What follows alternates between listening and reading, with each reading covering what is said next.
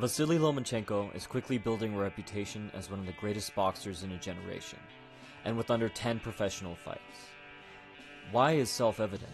The question is how. How does Lomachenko make everyone else look like they're standing still, while he looks like Neo in the Matrix? The answer is both genius and surprisingly simple. It's well known that Lomachenko uses his incredible footwork to find a dominant angle from which to attack. But the secret lies in how he does this. But to understand that, you have to first understand that this boxer fights like he's playing a game of chess. Every step is pre-planned, and he knows exactly what his opponent's reaction will be before he does. He misdirects his competitor's attention, eliminates their ability to retaliate, and makes sure that no matter what the opponent's next move is, it always ends in checkmate. And he does so using one of the least talked about skills in fighting. Lomachenko takes his opponent's most valuable tool. More than his footwork, more than his speed, and more than his power, a fighter needs his vision. Lose track of your adversary's position for 1 split second, and you'll pay. When it comes to vision, a defensive boxing guard is a bit like a medieval knight's helmet. There are only small slots to see through, usually 1 in the front, and 2 on either side. If you can cover these slots, the fighter's left in the dark.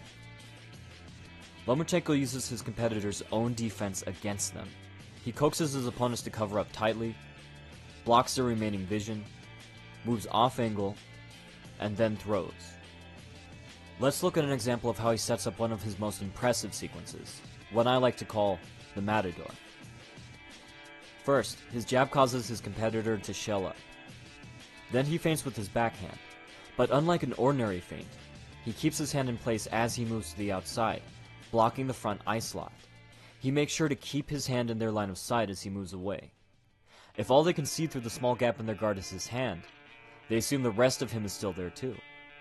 This means that Lomachenko is using his glove the same way a matador uses his cape against a charging bull.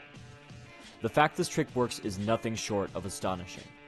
As I said before, brilliant and amazingly simple. I can't imagine how frustrating this must be for his opponents, not to mention painful.